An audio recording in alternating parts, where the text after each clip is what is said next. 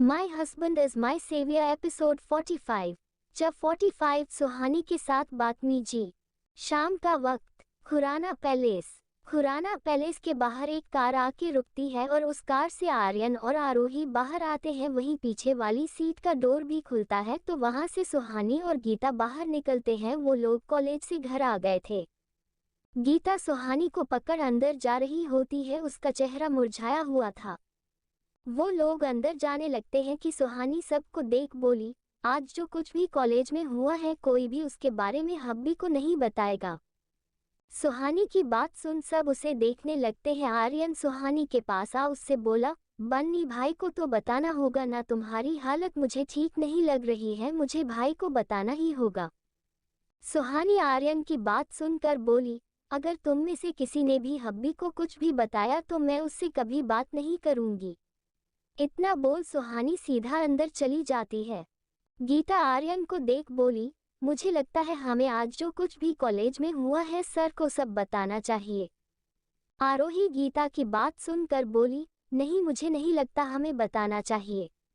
तुमने सुना नहीं बन्नी ने क्या कहा, वो हमसे बात नहीं करेगी और अगर भाई को पता चला तो भाई हमें छोड़ेंगे नहीं। तुम भूल गई भाई ने हमें बन्नी का ख्याल रखने को कहा था और अगर उन्हें पता चला हमने बन्नी को अकेला छोड़ दिया था और उसके साथ ये सब हुआ है। वैसे भी देखा जाए तो गलती हमारी ही थी, हमें बन्नी को यूं अकेले जाने ही नहीं देना था। गीता उसे देख बोली, लेकिन अगर उन्हें बाहर से किसी और से पता चला तो जरा सोचो तब क्या होगा, वो हमें पनिश करेंगे। इसलिए उन्हें बाहर से कुछ पता चले उससे पहले ही हम ही उन्हें सब बता देते हैं। सुहानी का क्या है, हम तो उसे मना लेंगे, लेकिन सर के गुस्से को तुम लोग जानते हो ना। गीता ने दोनों को देखते हुए बोला। आर्यन जो अंदर की तरफ देख रहा था वो वहां से अपनी नजर हटा आरोही को देख बोला, गीता सही कह रही है, हमें भाई को बताना होगा। पता नहीं क्यों मुझे ऐसा लग रहा है बन्नी हमसे कुछ तो छुपा रही थी। तुम दोनों ने देखा नहीं बन्नी का चेहरा कितना डरा हुआ था और वो बार बार वॉशरूम के अंदर देख रही थी। मैं चेक तो करना चाहता था लेकिन बन्नी की हालत देख मुझे कुछ ध्यान नहीं रहा। मुझे लगता है कॉलेज वॉशरूम में बन्नी के साथ कुछ हुआ है। उसकी बात सुन दोनों आर्यन को देखने लगते हैं जो सीरियस दिख रहा था। आर्यन अंदर जाते हुए बोला, मुझे भाई को आज जो भी बन्नी के साथ हुआ सब बताना है। इतना बोला वो अंदर चला जाता है। मोक्ष सुहानी का रूम। सुहानी अपने रूम में आती है और सीधे वॉशरूम में चली जाती है और बाथटब में बिना कपड़े चेंज किए बैठ जाती है और अपने शरीर को अपने हाथों से साफ करने लगती है। वो अपने शरीर को जोर जोर से मसलने लगती है जैसे उसके शरीर में कुछ गंदा लगा हो। सुहानी की आंखों में लगता आंसू बह रहे थे। वो खुद को साफ करते करते जब तक जाती है तो बाथटब में लेट अपनी आंखें बंद कर देती है तो उसके आंखों में आज जो कुछ कॉलेज में हुआ वो देखने लगता है। फ्लैशबैक। मोक्ष की सुहानी को कॉलेज छोड़ने के बाद सुहानी अंदर आती तो थोड़ी देर में उसके पीछे से आर्यन, आरोही और गीता भी आ जाते हैं। सुहानी उनको आता देख उनके पास आती है और चारों फिर साथ में कॉलेज के अंदर चले जाते हैं। गीता और सुहानी अपनी क्लास में चली जाती हैं और आरोही और आर्यन अपनी क्लास की तरफ बढ़ जाते हैं। आर्यन अपनी मास्टर की पढ़ाई पेंटिंग से कर रहा था तो वहीं आरोही एमबीए कर रही थी। उसने मोक्ष के कहने में एमबीए की पढ़ाई की थी। उसने बीबीए अब्रॉड में की थी और अपनी आगे की पढ़ाई यहाँ से कर रही थी। सुहानी और गीता एलएलबी की पढ़ाई कर रहे थे। उन्होंने पहले से सोचा हुआ था अगर उन्हें कभी आगे पढ़ने का मौका मिला तो वो एलएलबी करेंगे और निर्दोष को जस्टिस दिलाएंगे। सब अपनी अपनी क्लास में लेक्चर ले रहे थे। करीब 45 मिनट बाद उनकी क्लास ओवर होती है तो वो लोग कैंटीन की तरफ आ जाते हैं। चारों कैंटीन में बैठे बातें कर रहे थे, साथ में कुछ स्नैक्स भी खा रहे थे। तो गीता नूडल खाते हुए सुहानी को देख बोली, सुहानी कल कुछ हुआ कि नहीं। सुहानी जो चिप्स और कोल्ड ड्रिंक दोनों को साथ में खा रही थी उसकी बात सुन उसे देखकर बोली, क्या कुछ नहीं हुआ। अरे वही जिससे मैं जल्दी चाचू बन जाऊं वो हुआ कि नहीं, आर्यन ने एक साइड होके पूछा। सुहानी अपना मुंह बनाते हुए बोली, हब्बी ने मुझे बस किस किया है, अब मुझे नहीं पता तुम चाचू बन जाओगे इतने में कि नहीं, वो हब्बी को पता होगा क्योंकि उन्होंने मुझे कहा मैं अभी बच्ची हूँ, बच्चे नहीं संभाल सकती।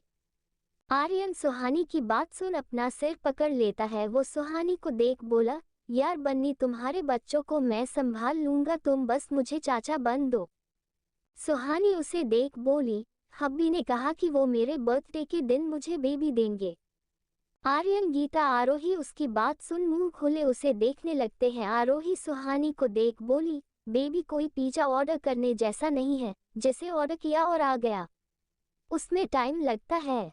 सुहानी उसे देखने लगती है। वो सबको देख बोली, मुझे ये नहीं पता कैसे बेबी होता है, हब्बी अभी मना कर रहे हैं। उसकी बात सुन तीनों अब चुप हो जाते हैं। सुहानी उन्हें देख अपनी जगह से उठकर बोली, मुझे वॉशरूम जाना है, तुम लोग बैठो, मैं अभी आई। गीता उसकी बात सुन उसे देख बोली, रुको, मैं भी तुम्हारे साथ चलती हूँ। सुहानी उसे देखती है। जिसकी प्लेट में अभी खाना था वो अपना सिर ना में हिलाकर गीता को देख बोली, तुम अपना लंच खत्म करो, मैं चली जाऊंगी, और मैं कोई छोटी बच्ची नहीं हूँ जो तुम मेरे साथ आओगी। सुहानी अपनी जगह से उठ वॉशरूम की तरफ बढ़ जाती है। उसके जाने के बाद तीनों अपना लंच खाने लगते हैं। सुहानी जैसे से वॉशरूम का डोर ओपन करती है तो उसकी नज़र सामने जाती है जहां तीन लड़के एक लड़की के साथ बदतमीजी कर रहे थे। लेकिन वो जैसे ही डोर खुलने की आवाज़ सुनते हैं तो उधर की तरफ देखने लगते हैं।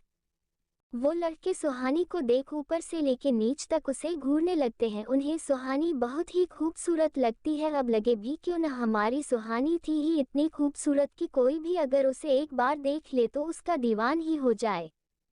सुहानी उन लड़कों को देख उनकी तरफ आते हुए बोली, आप लोग यहाँ क्या कर रहे हैं? फिर उसकी नज़र उस लड़की पर जाती है जो डरी सहमी सी आंखों में आंसू लिए सुहानी को उम्मीद से देख रही थी। सुहानी उस लड़की को देख लड़कों से बोली, आप लोगों ने इसे ऐसे क्यों पका है और तुम लोग लेडीज वॉशरूम में क्यों आए हो? उसकी बात सुन एक लड़का सुहानी के पास आते हुए उसे नीचे से लेकर ऊपर तक स्कैन करते हुए बोला, ये पटाखा कहाँ था आज तक छुपा हुआ जिससे नीरज वालिया ने नहीं देखा? सुहानी उसकी बात सुन उसे घूरने लगती है और उंगली दिखा के बोली, मैं प्रिंसिपल से आपकी शिकायत करूंगी। आप सब इसके साथ बदतमीजी कर रहे हो, मुझे पता है, मैं आप सब की कंप्लेंट करूंगी। तभी एक लड़का नीरज के कंधे में हाथ रख कर बोला, यार नीरज, आज तो हमारी लॉटरी लग गई, एक के साथ दूसरा फ्री। इतना बोल वो सब हंसने लगते हैं। नीरज अपने बगल में खड़े लड़के को देख बोला, यार शुभम, इसके साथ तो मैं ही मजे करूंगा, बड़ी मस्त है यार। सुहानी उनकी बात सुन घबरा जाती है। उसे समझ में नहीं आता वो क्या करे अब। नीरज सुहानी के पास आ उसे घूरने लगता है, फिर उसका हाथ पकड़ उसे वॉशरूम की दीवार से लगा देता है। सुहानी उसकी हरकत देख डरने लगती है। वो नीरज से अपना हाथ छोड़ते हुए बोली, छोड़ो, मुझे जाने दो, देखो अगर तुमने मेरे साथ कुछ भी किया तो तुम्हारे लिए अच्छा नहीं होगा। नीरज उसकी बात सुन उसे गंदे तरीके से छूने लगता है और फिर मुस्कुरा के बोला, तुम अगर मेरी बाहों में आ जाओ उससे अच्छा और क्या हो सकता है। इतना बोल वो हंसने लगता है। सुहानी को उसका छूना अच्छा नहीं लगता है। वो उसे धक्का दे भागने लगती है कि तभी वो लड़का उसके बालों को पकड़ लेता है और उसे पीछे खींच देता है। सुहानी संभाल नहीं पाती और सीधा जमीन में गिर जाती है। वो लड़की जिसे नीरज और उसके दोस्तों ने पकड़ा था वो उसे जमीन में गिरता देख जल्दी से उसके पास आके बोली, तुम ठीक हो? वो उसे उठाने के लिए बढ़ी ही रही थी कि तभी एक लड़का उसके बाल पकड़ के बोला, तुम कहाँ चली, पहले खुद को तो बचा लो। इतना बोला वो उसे पकड़ कर दीवार से लगा लेता है और उसके गले में चूमने लगता है। वो लड़की उसे दूर करने लगती है पर कर नहीं पाती, उसकी आंखों से आंसू निकलने लगे थे। सुहानी जैसे ही उस लड़के को उस लड़की के साथ जबरदस्ती करता देखती है तो वो जल्दी से उठ उस लड़के के पास आ उसे उस लड़की से दूर कर उसके गालों में एक थप्पड़ जड़ देती है। सुहानी के थप्पड़ पड़ते ही एक पल के लिए पूरे वॉशरूम में शांति पसर जाती है।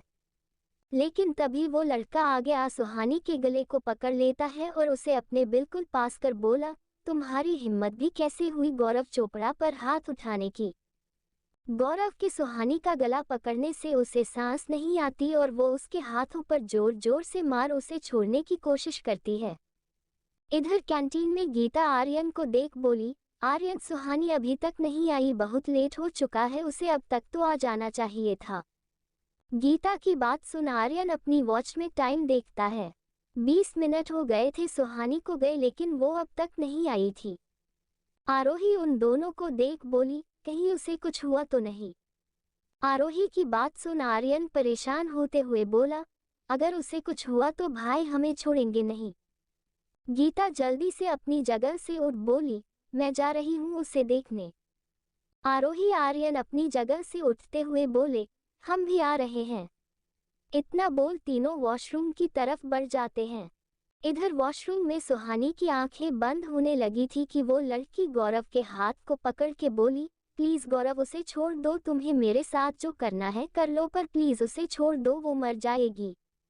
गौरव उस लड़की की बात सुन सुहानी को एकदम से छोड़ देता है, जिससे सुहानी सीधा नीचे गिरती है और खांसने लगती है, साथ ही लंबी लंबी सांसें लेने लगती है।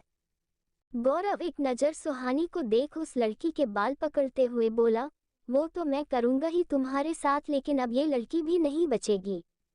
मैं पहले इसके साथ मजे करूंगा फिर तुम्हारे साथ, समझी टिया बेबी। वो लड़की जिसका नाम टिया था वो गौरव की बात सुन बोली, प्लीज उसे जाने दो, वो अभी बच्ची है, तुम्हें दिख नहीं रहा वो कितनी मासूम लग रही है, प्लीज गौरव उसे जाने दो। इधर आर्यन गीता आरोही भी वॉशरूम के बाहर पहुंच गए थे। वो जैसे ही वॉशरूम का डोर खोले की कोशिश करते हैं तो वो अंदर से बंद था। गीता डोर पर हाथ मरते हुए बोली, सुहानी तुम अंदर हो क्या, दरवाजा खोलो। अंदर गौरव और उसके दोस्त गीता की आवाज सुन डोर की तरफ देखते हैं, जहां दरवाजा पीटने की आवाज आ रही थी। बाहर गीता आर्यन को देख बोली, आर्यन मुझे डर लग रहा है, कहीं सुहानी को कुछ हो तो नहीं गया। आरोही उसे शांत कराते हुए बोली, डोंट वरी गीत, सुहानी को कुछ नहीं होगा। इतना बोल आरोही भी डोर को नॉक करने लगती है, लेकिन कोई दरवाजा नहीं खोलता तो आरोही आर्यन को देख बोली, आर्यन कुछ करो प्लीज। आर्यन आगे बढ़ दरवाजा तोड़ने लगता है। उसके 2-3 लात मारने के बाद दरवाजा टूट जाता है। आर्यन आरोही गीत जब अंदर जाते हैं तो देखते हैं सुहानी नीचे पड़ी हुई है। गीता जल्दी से सुहानी के पास आ उसे पकड़ते हुए बोली, क्या हुआ सुहानी, तुम ऐसे नीचे क्यों बैठी हो। सुहानी गीता को देख जल्दी से उसे अपने सीने से लगा लेती है, पर कुछ नहीं बोलती, उसकी आंखों से आंसू बह रहे थे। आर्यन सुहानी के चेहरे को देख बोला, बन्नी कुछ हुआ है क्या। सुहानी उसकी बात सुन एक नज़र अंदर वॉशरूम की तरफ देखती है, फिर आर्यन को देख बोली, नहीं यारू कुछ नहीं हुआ, वो बस मुझे चक्कर आ गए थे।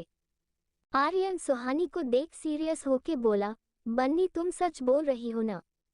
सुहानी आर्यन की बात सुन डर जाती है, लेकिन फिर खुद को नॉर्मल दिखा के बोली, नहीं यारू मैं सच बोल रही हूँ, और भला मैं झूठ क्यों बोलूँगी। फिर वो तीनों को देख बोली, मुझे कुछ ठीक नहीं लग रहा है, क्या हम घर चल सकते हैं। आर्यन सुहानी को उठते हुए बोला, हम चलो, वैसे भी कॉलेज खत्म हो ही गया है। इतना बोल वो सुहानी को अपनी गोद में उठा वॉशरूम से बाहर आ जाता है। सुहानी की नज़र वॉशरूम में ही थी। जब आर्यन सुहानी को लेके चला जाता है तब उसके 5 मिनट बाद वॉशरूम के अंदर का डोर खुलता है और वहां से गौरव, नीरज और शुभम बाहर आते हैं, उनके साथ टिया भी थी। दरअसल गौरव ने सुहानी को धमकी दी थी कि अगर उसने किसी को भी कुछ बताया तो वो टिया को मार देगा, इसलिए सुहानी ने किसी को कुछ नहीं बताया था। फ्लैशबैक एंड सुहानी बाथटब के अंदर ही बैठी अपनी आंखें बंद किए हुई थी कि कोई उसे एकदम से अपनी गोद में उठा बाथटब से बाहर निकलता है। सुहानी किसी के गोद में उठाने से डर जाती है और वो अपनी आंखें खोल उसे देखती है तो उसकी आंखें मोक्ष की आंखों से मिलती है, जो उसे ही घूरे जा रहा था। सुहानी मोक्ष को देख उसे कस के गले लगा लेती है। उसके अंदर अब तक जो डर था किसी और के हाथों का स्पर्श अपने शरीर में होने से उसे खुद से घिना रही थी, अब मोक्ष के स्पर्श से उसके अंदर सुकून मिल रहा था। वो मोक्ष के सीने से लग रोने लगती है, लेकिन वो अपने मुंह में हाथ रख देती है। वो नहीं चाहती थी मोक्ष को पता चले कि वो रो रही है। मोक्ष एकटक सुहानी को देखता है और बिना कुछ कहे उसे वॉशरूम से बाहर रूम में लाता है। सुहानी ने मोक्ष के सीने में अपना सिर छुपाया हुआ था। मोक्ष रूम में आ सुहानी को सोफे में बैठता है और एक नज़र उसे देखता है। सुहानी ने अपनी नज़रें नीचे की हुई थी। मोक्ष उसे देख आगे आता है और सुहानी के गीले कपड़ों को चेंज करता है। मोक्ष ने सुहानी के सारे कपड़े उतार दिए थे और फिर उसे अपनी गोद में उठा उसे बैग की तरफ ले आता है। सुहानी ने उसकी तरफ नहीं देखा। मोक्ष ने सुहानी को बेड में लेटा देता है और खुद उसके ऊपर आ उसके होंठों पर अपने होंठ रख देता है और उसे प्यार से चूमने लगता है। सुहानी जब अपने होंठों पर मोक्ष के होंठों का एहसास हुआ तो वो अपनी आंखें बंद कर देती है। उसकी आंखों से आंसू निकल जाते हैं। मोक्ष सुहानी के होंठों को छोड़ उसके पूरे शरीर में किस और लव बाइट दे रहा था। मोक्ष बड़े प्यार से उसके पूरे शरीर को चूमे जा रहा था। सुहानी भी अब मोक्ष के एहसास में खोने लगती है और वो उसके बालों में हाथ रख अपने हाथ फिराने लगी है। मोक्ष उसके पूरे शरीर में अपने प्यार का निशान छोड़ देता है। सुहानी भी मदहोश हो गई थी। मोक्ष अब ऊपर उठ सुहानी को देख। सुहानी मोक्ष को रुका हुआ देख उसे देखने लगती है। मोक्ष उसकी आंखों में देखता है। उसे सुहानी की आंखों में चाहत दिख रही थी। मोक्ष उसे देख हल्का सा मुस्कुरा जाता है, फिर अपनी शर्ट को निकाल फेंक देता है। मोक्ष अपने पूरे कपड़े उतार देता है और खुद को और सुहानी को ब्लैंकेट से कवर कर देता है।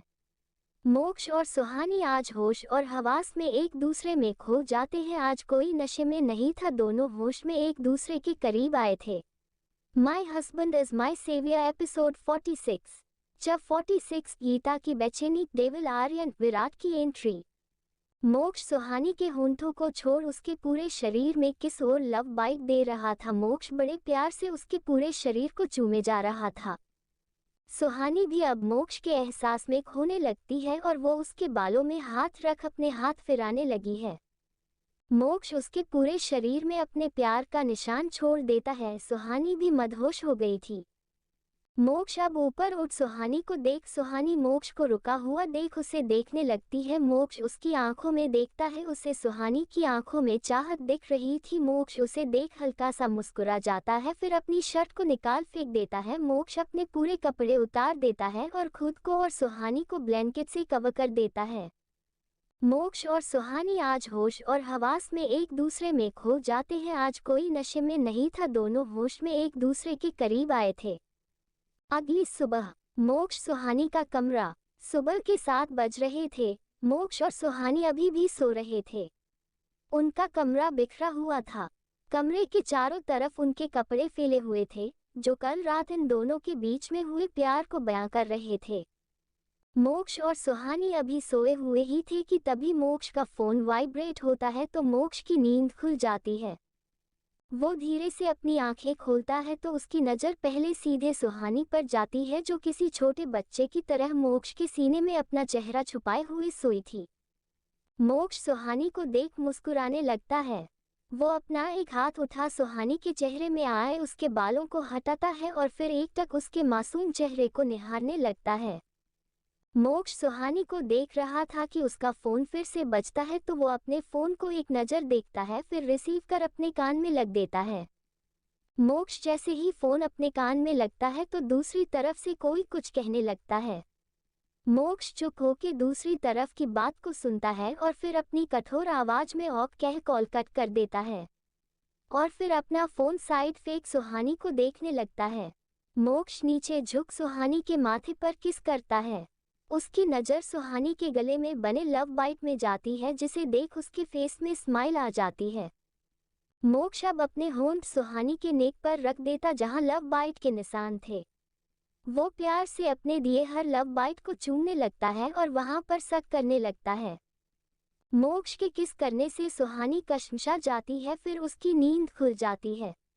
उसे मोक्ष के होंठों अपने कंधे पर महसूस होते हैं तो वो मोक्ष के कंधे में हाथ रख हल्साए आवाज में बोली, क्या कर रहे हैं आप, सोने दीजिए ना, आपने मुझे कल पूरी रात भी नहीं सोने दिया, अब सुबह सुबह फिर से परेशान करने लगे हैं। मोक्ष सुहानी की बात सुन अपना सिर उठा सुहानी को देखते हुए बोला, मैं कहाँ परेशान कर रहा हूँ, मैं तो अपने दिए मार्क्स पर अपने होंठों से दवाई लगा रहा हूँ ताकि तुम्हें दर्द कम हो। सुहानी उसकी बात सुन उसे मुंह बनाते हुए बोली, इसे दवाई नहीं किस करना कहते हैं, और हटिए आप, मुझे दर्द हो रहा है। सुहानी ने रोनी सूरत बना के कहा। मोक्ष सुहानी की बात सुन बेड से उठ जाता है और उसे अपनी गोद में उठा वॉशरूम की तरफ ले जाता है। सुहानी गिरने के डर से उसकी शर्ट को कस के पकड़ लेती है। मोक्ष उसे बाथरूम की तरफ ले जाते हुए बोला, तुम इतना डर क्यों रही हो? चिंता मत करो, मैं तुम्हें गिरने नहीं दूंगा। सुहानी उसकी बात सुन उसके सीने में अपना सिर रख देती है। मोक्ष उसे वॉशरूम में ले आता है और उसे बाथटब में बैठ देता है। मोक्ष सुहानी को देख बोला, तुम कुछ देर अगर गर्म पानी में रहोगी तो तुम्हें दर्द से कुछ राहत मिलेगी।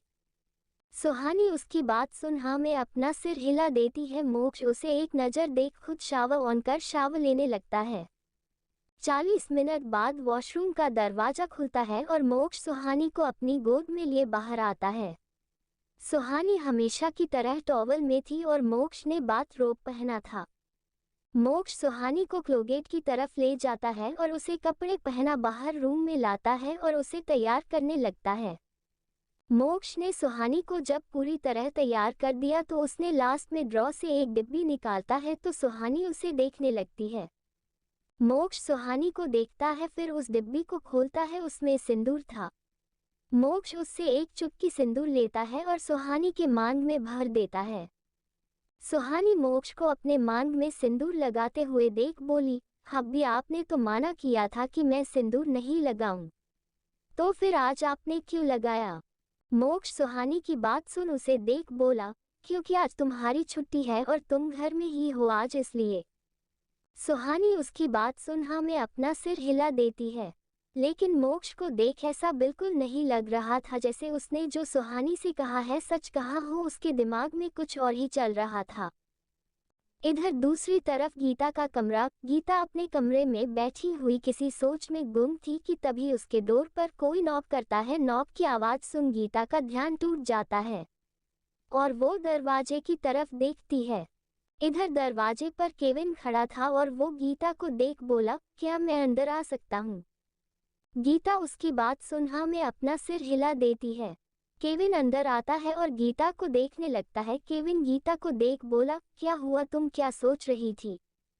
गीता उसकी बात सुन उसे देखने लगती है, फिर अपना सिर ना में हिला के बोली, नहीं कुछ नहीं, पता नहीं पर आज कुछ अच्छा नहीं लग रहा, अंदर से घबराहट हो रही है, ऐसा लग रहा आज कुछ तो होने वाला है। केविन जैसे ही गीता की बात सुनता है तो उसके चेहरे के एक्सप्रेशन बदल जाते हैं। वो एकटक गीता को देखने लगता है। गीता उसे खुद को ऐसे देखता देख थोड़ा सहम जाती है। उससे केविन का खुद को ऐसे देखना अजीब लगता है। वो उसे देख बोली, क्या हुआ, आप मुझे ऐसे क्यों देख रहे हैं? फिर वो अपने चेहरे पर हाथ लगा के बोली, मेरे चेहरे में कुछ लगा है क्या? केविन उसकी बात सुन उससे अपनी नजरें हटा देता है, फिर सोफे में बैठते हुए बोला, क्यों, तुम्हें ऐसा क्यों लगता है कि आज कुछ होने वाला है? तुम कोई ज्योतिष हो जो भविष्य देख सकती हो? गीता उसे देख चिढ़ते हुए बोली, नहीं, मैं कोई ज्योतिष नहीं हूँ और ना ही मैं भविष्य देखती हूँ। फिर तुम्हें ऐसा क्यों लगता है कि आज कुछ होगा? केविन ने उस चिढ़ते हुए देखकर कहा। गीता सोचते हुए कहती है, मुझे नहीं पता पर मुझे अंदर से घबराहट हो रही है। केविन उसे सोचते देख बोला, कुछ नहीं होगा, तुम जितना सामने वाले से डरोगे सामने वाला तुम्हें उतना ही डराएगा। अगर तुम अपनी लाइफ में आगे बढ़ना चाहते हो तो तुम्हें अपने अतीत से फेस करना ही होगा, उसे हमेशा के लिए मिटाना होगा, तभी तुम्हारी आगे की जिंदगी सुकून से भरी होगी। इतना बोल केविन अपनी जगह से उठ बाहर जाने लगता है, लेकिन फिर दरवाजे पर रुककर बिन पीछे मुड़े बोला, अगर कभी हमारे सामने कोई ऐसा आ जाए जिसे हम भूलना चाहते हो तो उस वक्त खुद को कमजोर नहीं करना चाहिए, बल्कि हिम्मत से उसका सामना करना चाहिए ताकि वो हमें फिर से न तोड़ सके। केविन ये कह गीता के कमरे से निकल जाता है। गीता उसकी बात सुन दरवाजे की तरफ एकटक देखने लगती है। उसके मन में कई सवाल उमड़ने लगते हैं। उसे समझ में ही नहीं आता कि केविन ने उसे ऐसा क्यों कहा है। उसके कहने का मतलब क्या था? उसे केविन की बातों का मतलब समझ में भी आता। वो उसकी कही बात को सोचने लगती है। आर्यन का रूम। आर्यन अपने कमरे में बैठा था। उसके हाथों में उसका लैपटॉप था जिसमें बहुत देर से कुछ कर रहा था। उसका चेहरा इस वक्त बहुत सीरियस दिख रहा था। वो लगातार अपने लैपटॉप पर अपनी उंगलियों को चला रहा था। अभी वो लैपटॉप में उंगली चला ही रहा था कि तभी उसका फोन बजता है। आर्यन लैपटॉप से अपनी नज़र हटा फोन को देखता है और जल्दी से उसे उठा देता है। वो फोन की दूसरी तरफ की आवाज़ को सुनने लगता है। जैसे ही वो दूसरी तरफ की आवाज सुनता है तो उसकी आंखें सर्द हो जाती है। वो अपने दांत पीसते हुए फोन में बोला, करण मुझे नहीं पता तुम क्या करते हो, मुझे कल कॉलेज की पूरी सीसीटीवी फुटेज चाहिए, स्पेशली लेडी वॉशरूम की तरफ की। आर्यन की बात सुन दूसरी तरफ से फोन में करण बोला, ओके यार मैं फुटेज लेने की कोशिश करता हूँ। आर्यन उसकी बात सुन गुस्से में बोला, कोशिश नहीं करण, मुझे फुटेज चाहिए तो चाहिए बस। यार तुझे क्यों कॉलेज के वॉशरूम की फुटेज चाहिए, वो भी लेडी वॉशरूम की? तुम करना क्या चाहते हो, कहीं तुम कुछ गलत? शट अप कारण, फालतू की बकवास बंद करो और तुम्हें जितना कहा है उतना करो। आर्यन ने करण की बात को बीच में रोकते हुए कहा, यार पर तू ये तो बता तुम्हें लेडी वॉशरूम की सीसीटीवी की फुटेज क्यों चाहिए? करण ने आर्यन के गुस्से को देखते हुए कहा, मुझे बस चेक करना है बन्नी से पहले लास्ट टाइम कौन उस वॉशरूम में गया था, क्योंकि बन्नी की जैसी हालत मैंने देखी है, मुझे नहीं लगता बन्नी को चक्कर आया था, इसलिए तुमसे जो कहा उसे करो। इतना बोल आर्यन फोन कट कर देता है। आर्यन की आंखें सर्द हो गई थी। इस वक्त वो आर्यन बिल्कुल नहीं दिख रहा था जो सुहानी या बाकी घर वालों के साथ हंसता मुस्कुराता रहता था। इस वक्त जो आर्यन दिख रहा था वो किसी डेविल से कम नहीं लग रहा था। आर्यन लैपटॉप की तरफ देखते हुए अपनी कठोर आवाज में बोला, मैं पता लगा कि रहूंगा कि बन्नी के साथ वॉशरूम में ऐसा क्या हुआ जिसकी वजह से मेरी बन्नी इतना डरी थी, उसके साथ और कौन था वहां? मुझे याद है बन्नी वॉशरूम के अंदर की तरफ देख रही थी, जरूर वहां कोई तो था। आर्यन अपना लैपटॉप बंद कर अपने जबड़े भींचते हुए बोला, तुम जो भी हो मैं तुम्हारा पता लगा के रहूंगा, तुम्हारी वजह से मैंने अपनी बन्नी की आंखों में आंसू देखे, तुम्हें तो मैं ढूंढ ही लूंगा। आर्यन इस वक्त बहुत ही खतरनाक लग रहा था। वो अब अपने बेड से उठ सीधा वॉशरूम की तरफ चला जाता है। सुबह के 9 बज गए थे और खुराना पैलेस में सब लोग डाइनिंग टेबल में नाश्ते के लिए बैठे थे और सब अपना अपना नाश्ता कर रहे थे कि तभी उनके घर की डोर बेल बजती है। तो एक मेड दरवाजे की तरफ जाती है और दरवाजा खोलती है। वो जैसे ही दरवाजा खोलती है तो उनके सामने एक 28 साल का लड़का खड़ा था। मेड उसे देख बोली, जी आप कौन? वो लड़का जिसने अपने आंखों में गॉगल्स लगाए हुए थे वो उस मेड को देख टेढ़ा मुस्कुराता है और उसे बिन कुछ कहे अंदर आ जाता है। वो मेड उसे अंदर घुसता देख उसके पीछे आके बोली, एक्सक्यूज मी, आप ऐसे अंदर कहाँ जा रहे हैं? कोई भी यहाँ ऐसे नहीं आ सकता। उस मेड की आवाज सुन डाइनिंग टेबल में बैठे सभी लोग बाहर हॉल की तरफ देखने लगते हैं। सिर्फ मोक्ष और केविन ऐसे थे जो चुपचाप नाश्ता कर रहे थे। मोक्ष सुहानी को हॉल की तरफ देखता देख अपनी सर्द आवाज में बोला, रैबिट नाश्ते में ध्यान दो। सुहानी उसकी आवाज सुन उसकी तरफ देखने लगती है, फिर बाहर की तरफ इशारा करके बोली, हब्बी लगता है कोई जबरदस्ती हमारे घर में घुस गया है। मोक्ष उसकी बात का कोई जवाब नहीं देता है और चुपचाप उसे नाश्ता कराने लगता है। निहारिका जी अपनी चेयर से उठ बाहर हॉल की तरफ आ जाती है तो उसके पीछे सभी लोग भी जाने लगते हैं।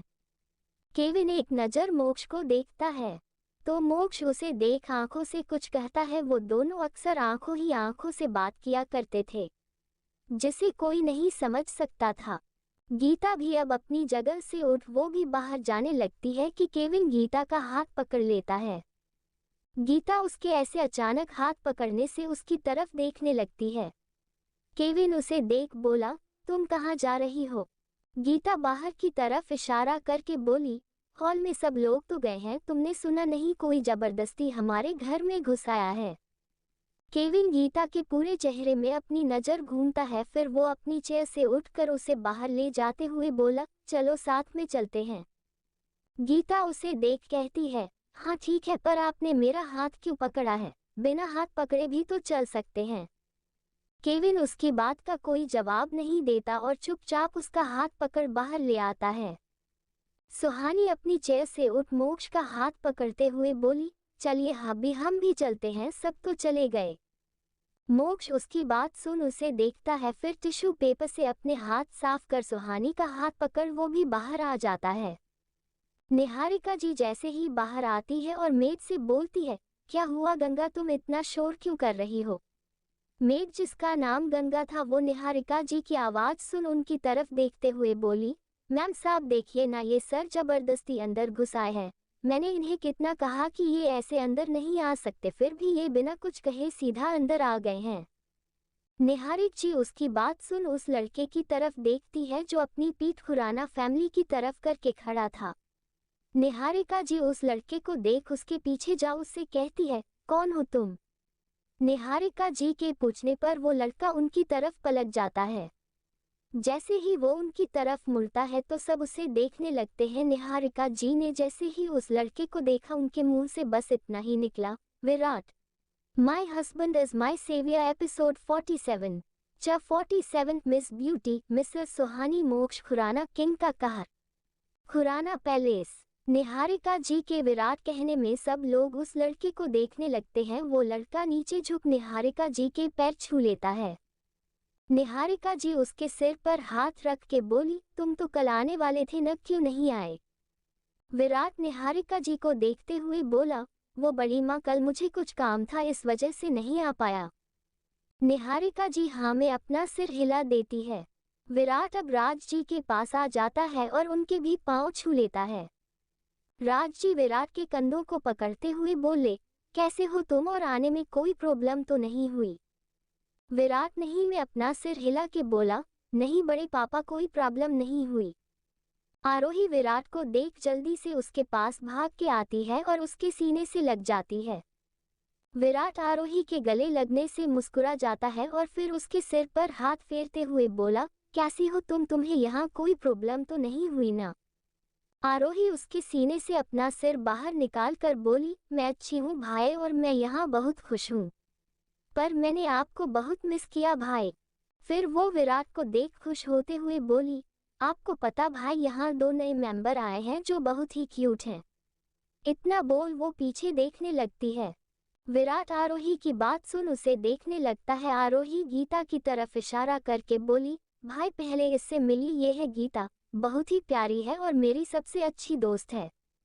केविन जो गीता के साथ ही खड़ा था आरोही की बात सुन गीता का हाथ कस के पकड़ लेता है और विराट को घूरने लगता है।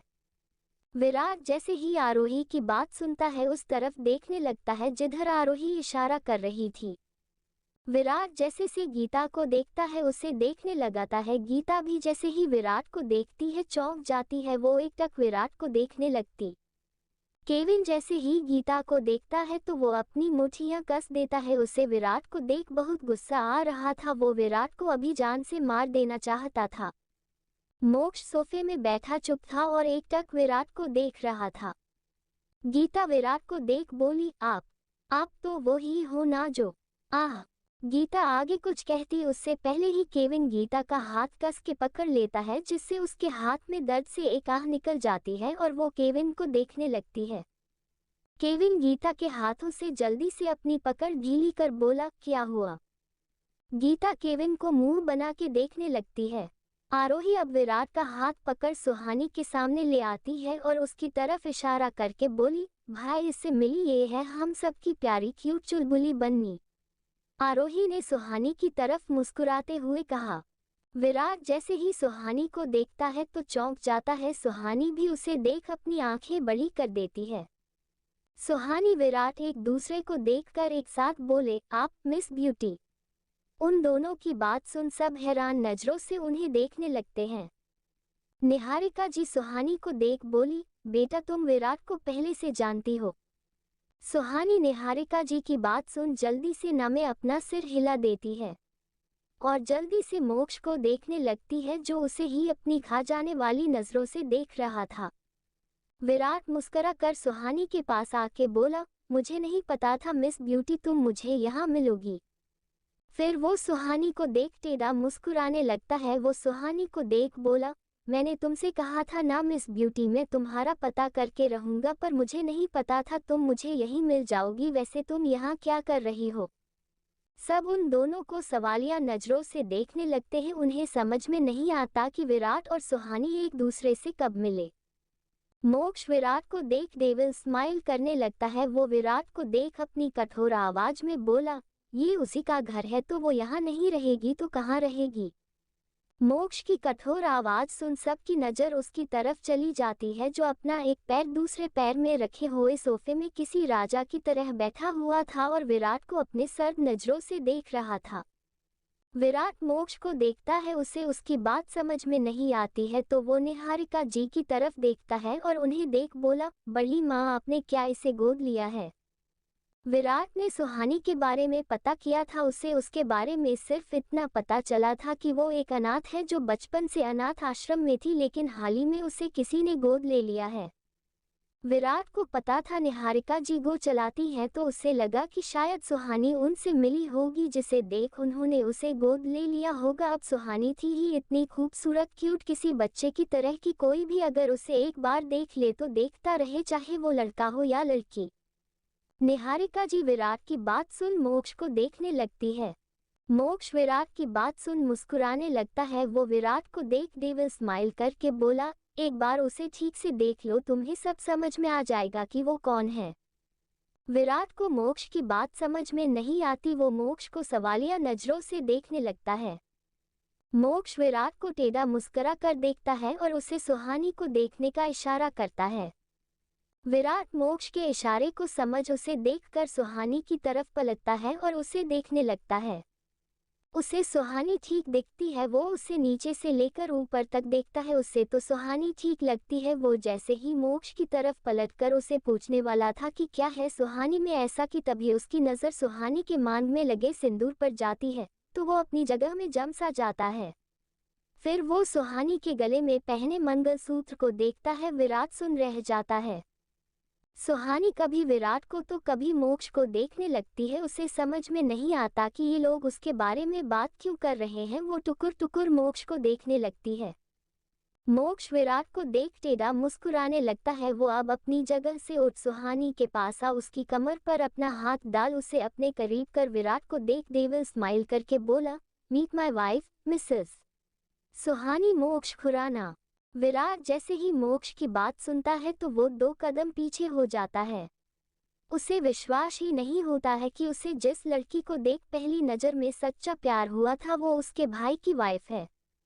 विराट हैरान नजरों से एक टक सुहानी के मांग में लगे सिंदूर को, कभी उसके गले में पहने उसके मंगलसूत्र को देख रहा था। उसे यकीन नहीं होता कि सुहानी की शादी हो गई है।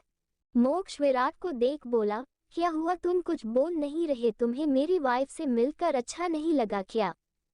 विराट उसकी आवाज सुन अपने सेंस में आता है और अपनी नज़र मोक्ष की तरफ करता है, जो उसे डेविल स्माइल करके देख रहा था। विराट उसे देख अपनी हाथों की मुट्ठी कस देता है और मोक्ष को घूरने लगता है। मोक्ष अब विराट को इग्नोर कर सुहानी को देख बोला, रैबिट तुम जाओ रूम में और पढ़ाई करो। आज तुम्हारी छुट्टी है, इसका मतलब ये नहीं कि तुम पूरे घर में फुदकती रहो। सुहानी मोक्ष की बात सुन उसे अपना मुंह बना के देखने लगती है। निहारिका जी सबको देख बोली, चलो पहले सब चल के नाश्ता करो, किसी ने अभी ठीक से नाश्ता नहीं किया है। फिर वो विराट की तरफ देखकर बोली, चलो विराट बेटा तुम भी नाश्ता कर लो। विराट उनकी बात सुनना में अपना सिर हिला के बोला, नहीं बड़ी माँ मुझे भूख नहीं है। निहारिका जी सबकी तरफ देखती है तो मोक्ष निहारिका जी को देख बोला, मॉम मेरी एक इम्पोर्टेंट मीटिंग है, मैं ऑफिस में कुछ खा लूंगा। इतना बोला वो एक नज़र विराट को देखता है, फिर सुहानी के माथे को चूम कर बोला, अपना ध्यान रखना और रूम में जाके पढ़ाई करना हो। सुहानी उसकी बात सुन मायूस हो जाती और फिर मोक्ष को देखती है जो उसे ही घूर के देख रहा था। सुहानी उसे देख जल्दी से हाँ में अपना सिर हिला देती है। मोक्ष उसके सिर में हाथ फेर अपने कदम विला से बाहर की तरफ बढ़ा देता है। केविन एक नज़र गीता को देखता है जो विराट को देख रही थी। केविन गीता को अपनी तरफ कर दांत पीसते हुए बोला, चुपचाप कर अपने कमरे में रहना और वहां से बाहर मत निकलना। गीता केविन की बात सुन डर जाती है और जल्दी से हाँ में अपना सिर हिला देती है। केविन गीता को घूरता है और फिर वो भी मोक्ष के पीछे पैलेस से बाहर आ जाता है। विराट एक नज़र सुहानी को देखता है जो अब गीता का हाथ पकड़ ऊपर जा रही थी, साथ में आरोही भी उनके पीछे जा रही थी। विराट वहां से अपनी नज़र हटा निहारिका जी को देखते हुए बोला, बड़ी माँ मेरा रूम कौन सा है? निहारिका जी उसकी बात सुनकर एक मेड की तरफ इशारा करके बोली, बेटा ये तुम्हें तुम्हारे रूम तक ले जाएगा। विराट हाँ में अपना सिर हिला देता और बिना कुछ कहे वहां से निकल जाता है। निहारिका जी विराट को जाता देखने लगती है, फिर डाइनिंग टेबल की तरफ चली जाती है। Dark house. इधर डार्क हाउस के एक अंधे कमरे में कुछ लोगों की चीखने चिल्लाने की आवाज आ रही थी।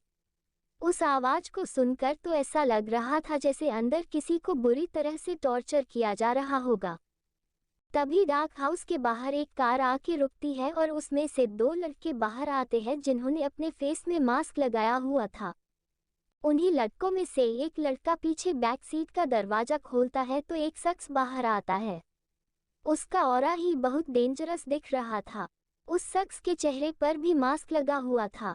अब तो आप समझ ही चुके होंगे कि ये शख्स कौन है। जी हाँ, ये थे हमारे मोक्ष खुराना और उनके दो डेविल दोस्त अभीर और केविन। मोक्ष अब अपने कदम उस डार्क हाउस के अंदर बढ़ा देता है तो उसके पीछे पीछे केविन और अभीर भी आ जाते हैं। मोक्ष अब अपने कदम उस डार्क हाउस के अंदर बढ़ा देता है तो उसके पीछे पीछे केविन और अभीर भी आ जाते हैं। मोक्ष जैसे जैसे अपने कदम अंदर बढ़ा रहा था वैसे वैसे वहां लोगों की चीखें और तेज तेज सुनाई देने लगती है। उसी के साथ मोक्ष का ऑरा भी खरनाक हो रहा था। मोक्ष एक कमरे के बाहर आके रुक जाता है तो केविन आगे आ उस डोर को ओपन करता है तो मोक्ष सीधे अंदर जाता है। मोक्ष जैसे ही अंदर जाता है तो उसकी नज़र उस कमरे में पड़े तीन लड़कों पर जाती है जिन्होंने कुछ नहीं पहना था। उनके शरीर से उनके कपड़े अलग कर दिए गए थे और एक बॉडीगार्ड उन तीनों पर कोड़े मार रहा था तो दूसरा बॉडीगार्ड उनके जख्मों में नमक डाल रहा था जिसके कारण उन लड़कों की दर्द से चीख निकल रही थी। मोक्ष उनकी को एक नज़र घूर कर देखत है और उनकी तरफ अपने कदम बढ़ा देता है। मोक्ष का चेहरा इस वक्त बहुत ही खतरनाक था। मोक्ष एक लड़के के सामने आ पंजों के बल बैठ उस लड़के के बाल पकड़ ऊपर उठा देता है और उसे अपनी लाल आंखों से दिखने लगता है।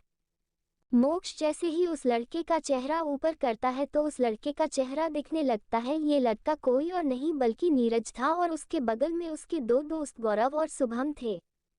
मोक्ष नीरज को देख अपनी खतरनाक आवाज में बोला, अभी तो मैंने कुछ किया ही नहीं और तुम तो अभी से चिल्लाने लगे हो।